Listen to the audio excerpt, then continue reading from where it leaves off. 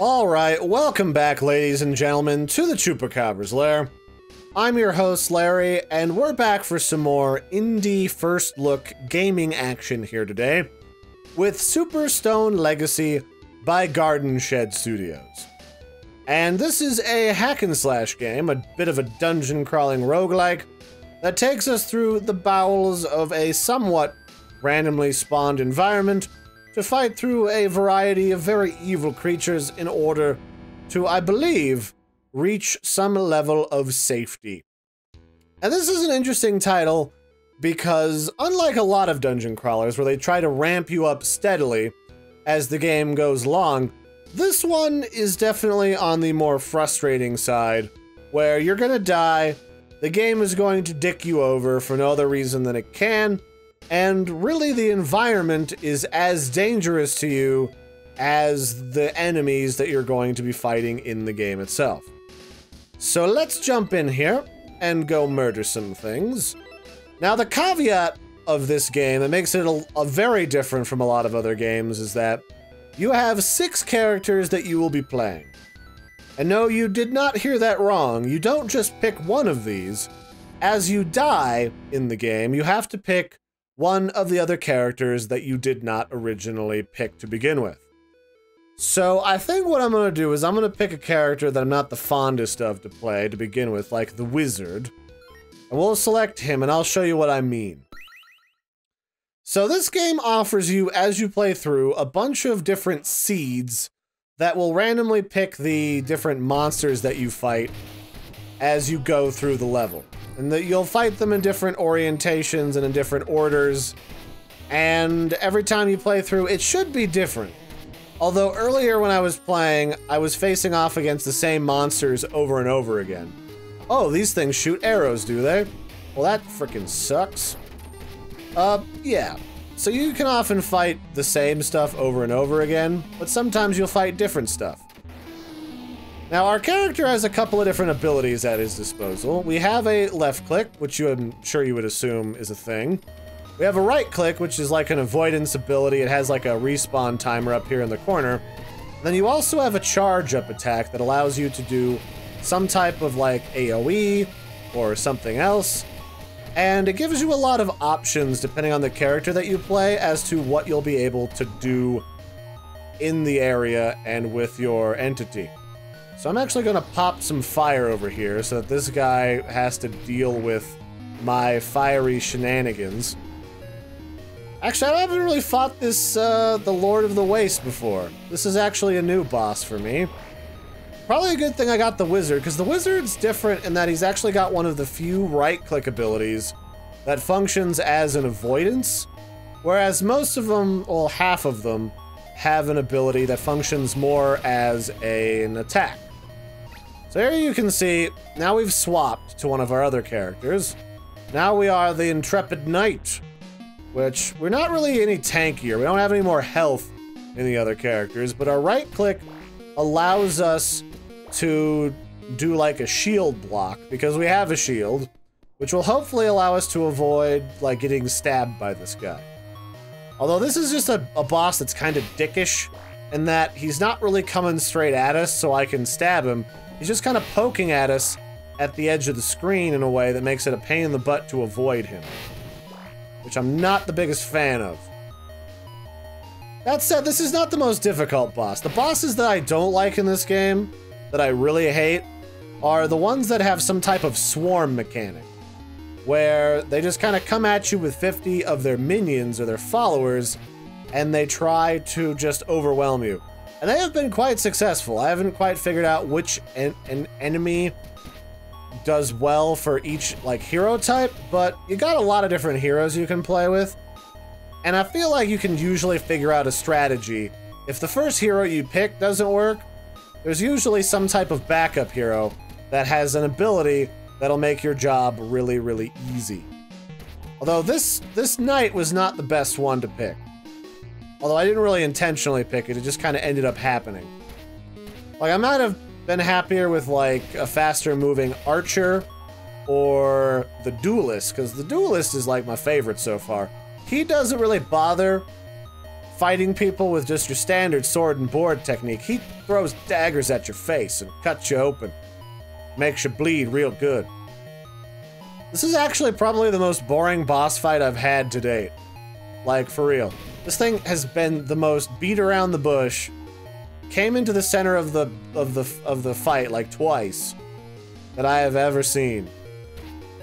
Now the problem with dying in this game is that if you do die, and you will die, you will not have access to that character for later levels in here, which is only a problem if you really like that character's kit or you run into a situation where that character would have been nice to have. So that's kind of like the give and take. Like picking like kind of a crappy character to start out with in the event that one of the better characters will work a lot better for you as an overall mechanic. So there we go. Did I kill him? Is he dead? Did he die off screen where I can't? Oh, there he is. Ooh, that, I don't like whatever's going on here. What? Oh, okay, that's just his death animation. I thought I was about to go into like a 2-for boss fight. So now that we've killed him, we have to get his soul out of here. And this is the end of this stage. You have to go through a certain number of stages, and then the game is over. So we got a bunch of gold, we got a bunch of XP, which will be spread out over all of our characters except for the one that died. So all of the characters that we still have left available to us through this adventure will be a little bit better, a little bit more dangerous. And then once all the XP is done being given out, then we walk off to the side here with our character in the actual score screen, and we can purchase upgrades. So the first upgrade that I want is I'm going to get some food, which is going to heal me. And then I can get some more attack, I can get some more speed. In fact, I want more speed because this is the slowest character in the universe. So I can get some speed. I'm going to want some attack damage. Just a little bit though. And then I'm going to try and get a little bit extra HP. Now, you need a lot of money spent to get an extra heart in this game. And I think my biggest qualm with this game is that it's very unforgiving. Like, there's a lot of situations where stuff you just don't see coming will just kill you because the game just assumes that you'll deal with it the next time you play through this particular dungeon. Which I think is a little bit dickish, and I don't really like that. This would not be a game I would purchase, personally. But I can understand that there is an appeal there for people that like things on the more hardcore side of things. So I'm gonna try not to get killed by these frickin' bowmen. Because I just killed it. Oh, my shield wasn't available fast enough. Well, now I've got the better bowman, so deal with it, you crazies. Now this is quick game. Like, this is a very quick game to go through. You'll go through this very fast, and you won't have to worry about too many terrible things. Although, again, stuff like this, like, I haven't fought anything in this game that goes that frickin' fast as this does. But all of a sudden, we've got these raging scythes. And not only do they come at me really fast, but they'll go through the terrain. And that's an asshole move as far as game development's concerned. Like, how am I supposed to anticipate this? There's none of this anticipation of this stuff. You're just gonna die a bunch to this boss until you learn how to figure out what to do with yourself. And that, it's just not something I'm okay with. Mystery meat is not a good thing to have in your game. And I just don't like it. So I'm gonna go back to the main game. And I'm gonna start a new round because I'm just not gonna kill that boss. And let's start out a round as the fighter. I haven't started out a round before as the fighter. Let's run in here and see what we get.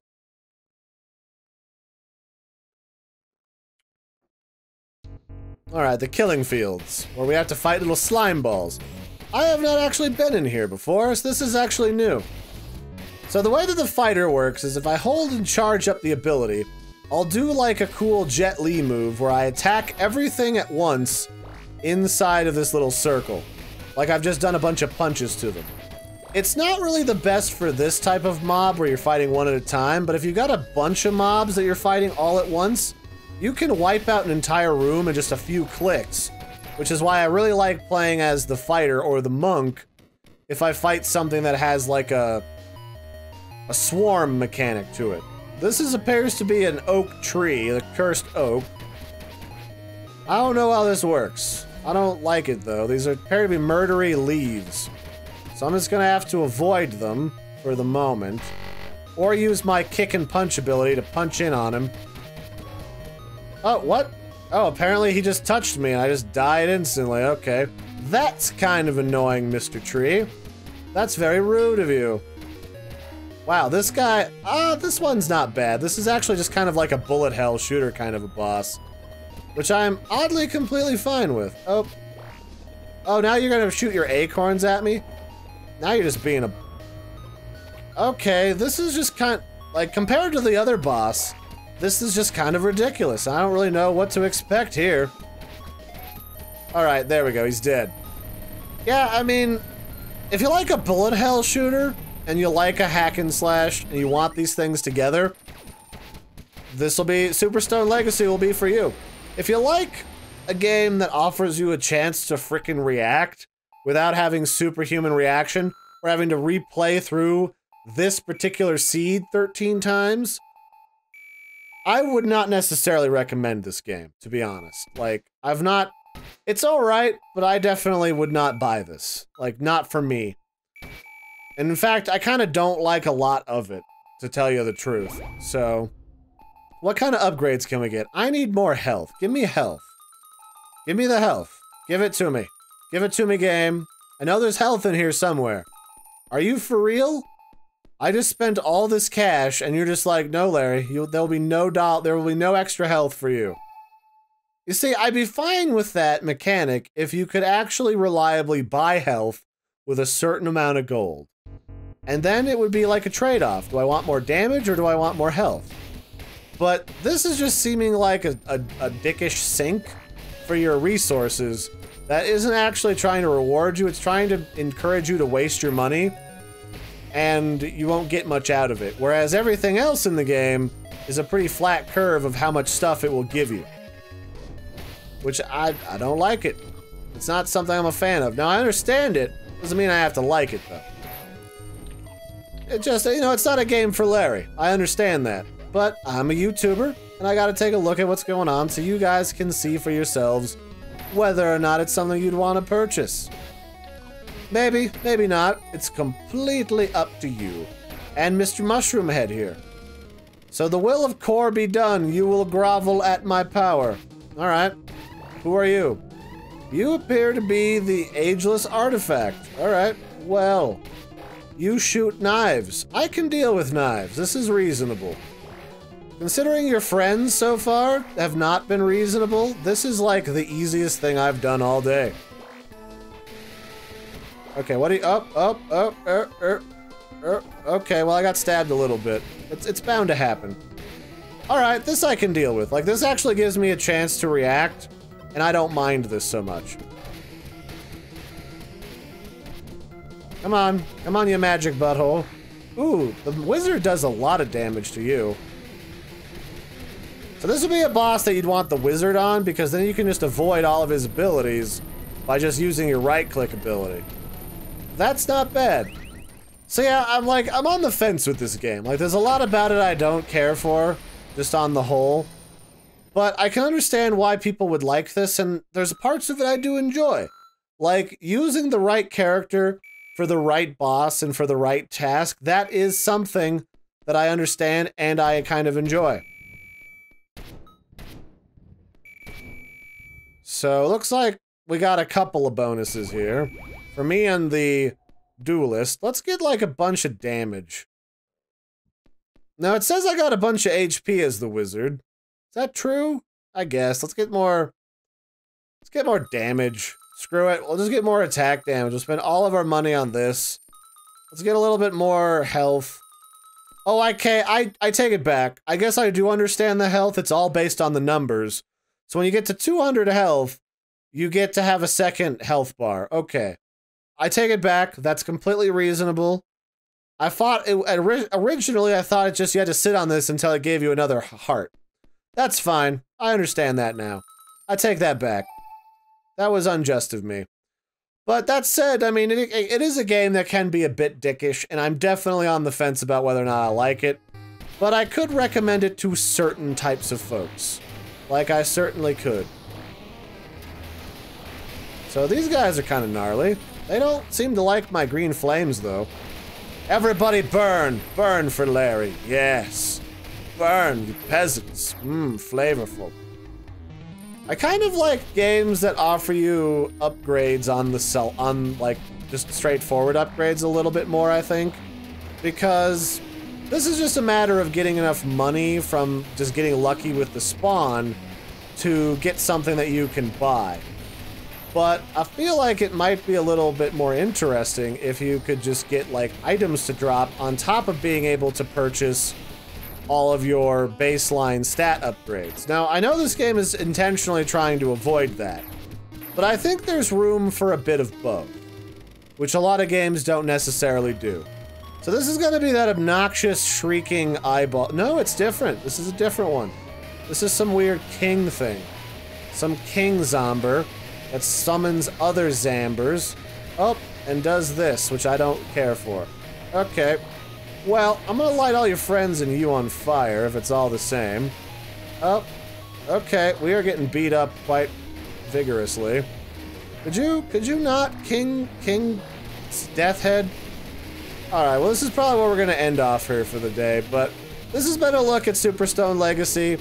It's a hack and slash game all about fighting through all of these somewhat frustrating levels and bosses to try and reach the end of this dungeon.